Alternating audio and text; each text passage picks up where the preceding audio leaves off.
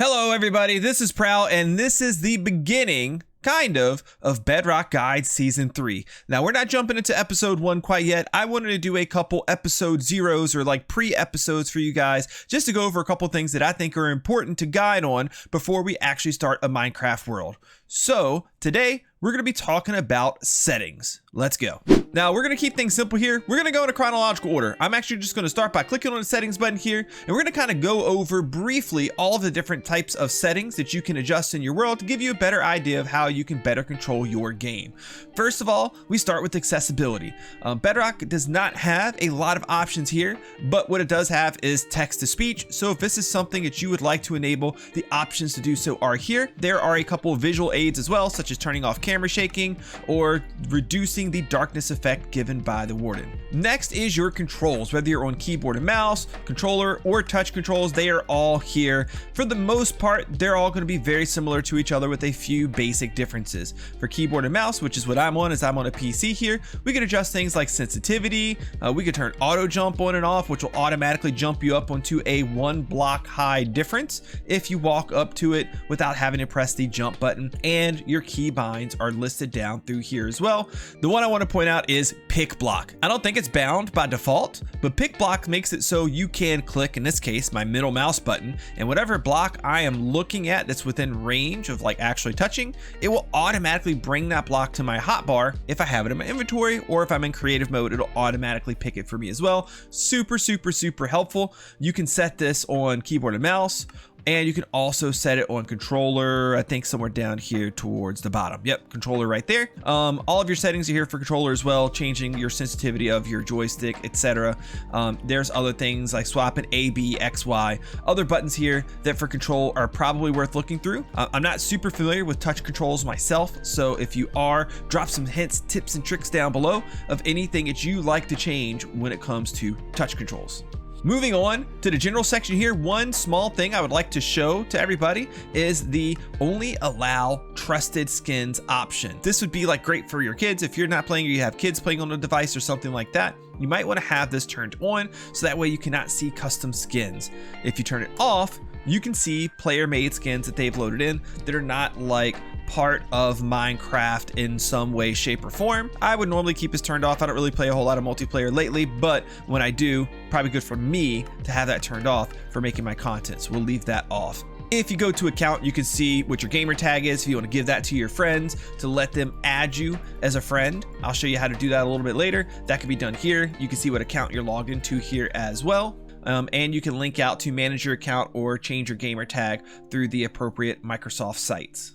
Next, in the creator menu, one thing here that you may want to enable is enable copy coordinate UI. This is something that was recently added into the game. If I click to go to keybinds here and scroll down, this is going to be specifically for keyboard and mouse. I don't believe it works for console. I don't believe it works for touch, but you see I have a copy coordinates and copy facing coordinates button here. So if I'd like to copy the coordinates I'm at, I can hit Control, Alt, and C, or Control, Alt, and X will also include the direction, and that will copy it to a clipboard where I can paste it in to, say, chat or another window I may have somewhere else if I want to. Really cool feature that they finally added into the game that we've been looking for quite a long time. Next, we move down to video. This is the place where you're probably going to change the most options in your game.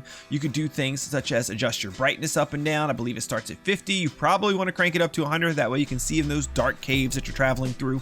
You can change your camera perspective, which can also be changed again with the key press of a button on PC, or I think it's a button on the controller for console as well. And I think for mobile, you have to come here to change it. First person, third person front, third person back. Full screen mode is here for PC as well. You can hide your hand. I don't really quite know why you'd want to do that.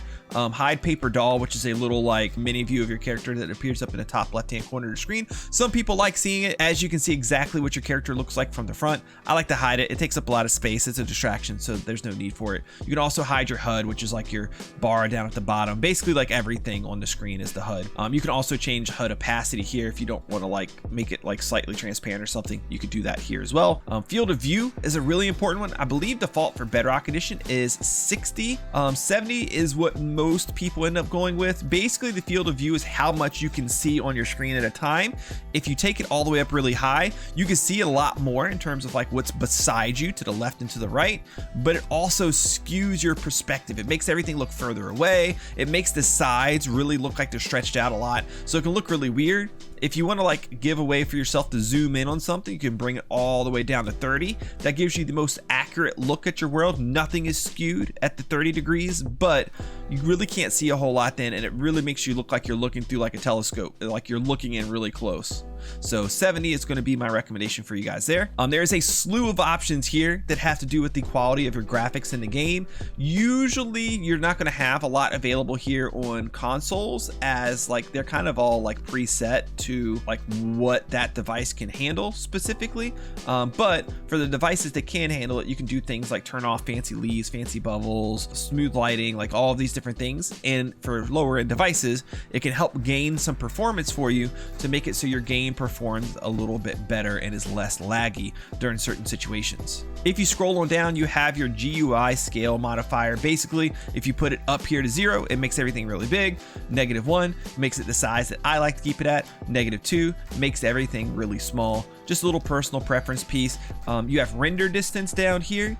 Depending on your device, you can adjust this up or down to different amounts. For PC, it also, I think for phones, it does have a recommended render distance. I found lately the game performance has not been great, so I may lower it a little bit further, especially for when I'm recording or I'm streaming, just to make sure I don't have any lag. You can also set, and this is new, your max frame rate for PC, and I think you can set this for phones as well. Setting your maximum frame rate lower can help improve your overall performance. Now, Minecraft movement's not really a big part of the game like it is in a lot of other very graphically enhanced games. So whereas normally I may run somewhere around like 170 because I have a really nice computer and a really nice monitor that can take advantage of that, I can only record in 60 FPS, and I don't really see a need to go higher than 60 FPS. So just to give my computer a little bit of a break while I'm playing, I will leave it at 60. Your subscriptions tab here will have all of your realms that you've ever like bought, set, done anything with, to where you can renew them, look at info for them, etc. Going here to the audio tab, you can set like your main volume level up and down right here, and then you have volume levels for all of your other things through here. And a cool thing about it is as you go through and adjust them, it's going to give you examples of the sound. So like if I don't understand what blocks means, I can move this and you see it's like giving me a grass placing sound. So now I know, oh, okay, so this is for blocks. This is for zombies and bad guys, right? This one right here is for sounds that your player makes, etc. So you might want to go through and adjust these to how you like them. Weather, for example, thunderstorms are terrible. They can be really scary. Turn that down really low would be my advice to you guys. Next is going to be your global resources. If you're on PC or mobile, in this area you will have different packs, add-on packs that you may or may not have downloaded yet. So I've run quite a few of them, so I could click on my packs and I could take a look at all of the resource and behavior packs that I have on my PC right here to activate them if I want them to apply to every world that I do, or I can always activate them on the world itself, which we'll go over when we go over the world creation process a little bit later. Next, we go to storage. In the storage area, you can click here to show and manage your worlds. You can also do that from the play screen, but this is a different way to do it. You have the cached data section here. If you've joined a realm or a server which requires you to download something, that ends up in this area. If you ever have trouble joining that server, like it's giving you some type of error, it may be because you need to go in here and you need to delete that particular add-on that you downloaded and let your system download it again. Also, if you ever want to get rid of a particular add-on, like let's say I want to get rid of defined PBR, which is my RTX resource pack, because a new version has come out. 1.1.9 is the new would be the new version in this example. I would go in and delete the old version so I can then add in the new version, or maybe I just want to clean things up and get rid of some things that I no longer use. I can do that here as well.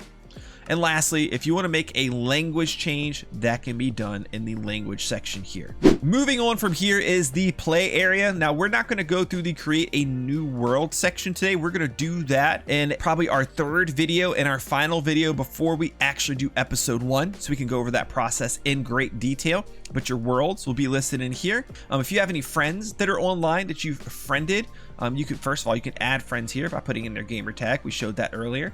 If somebody gives you a realm invite code, you can put that right here. Any realms that you're a part of or friends that you have online that are in a world will show up in this list. Also, you have the sponsored servers tab. These servers, a lot of people I found don't know that these exist. There's a lot of really cool mini games that go on through here that you can check out. I am partnered with the Hive, so I like to do community game nights on the Hive where we play things like hide and go seek and capture the flag and a lot of different things. So I suggest if you're a little tired of playing in your world, you want to break but you still want to play Minecraft, go through the featured servers list and try out some of the mini games on these.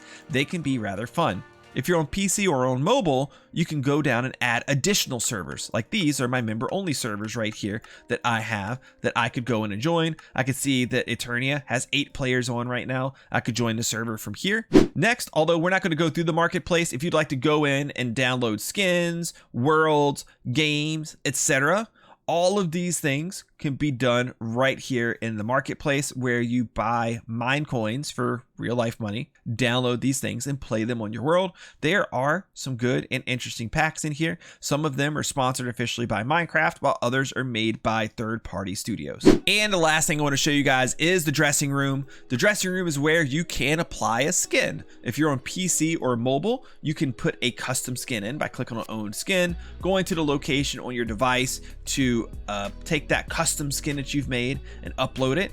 You can make custom skins yourself. There's cool websites such as needcoolshoes.com, which is weird that that's a Minecraft site, but it is, where you can customize and make your own skins. My daughter has made quite a lot of them there.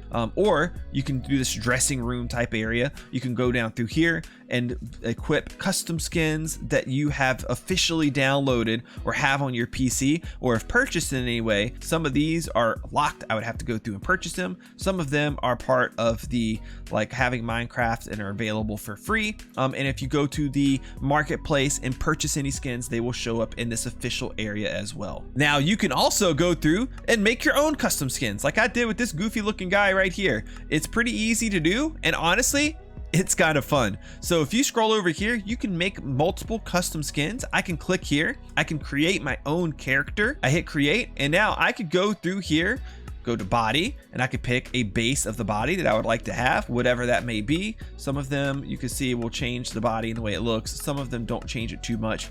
But I could say pick this one right here. Then I can hit equip. And then I can just kind of move down the list. I can go back, I can go to hair, and I can pick a cool hairstyle that I think I would really like to have on this character. Like maybe this one right here, or maybe I want a man bun, but I usually like to spike up my hair. So we'll go this route right here. I'll hit equip, and we can continue to go through here. We can change our eyes, our mouth. I can give myself a really cool big beard like this thing right here. There's a lot of really cool things you could do to customize your character. And at the end of the day, end up with a cool result like this guy right here that I made. It's got a cool looking mohawk. So make sure you check out the character customizer. And again, like I said, you can save multiple of them on your profile. I believe it'll keep going and add in even more of these as you go through. I don't think you're limited to just 4 slots. And I do believe that's going to be it. We have gone over the options menu. Hopefully this helps you guys understand the options that you have available to yourself just a little bit better.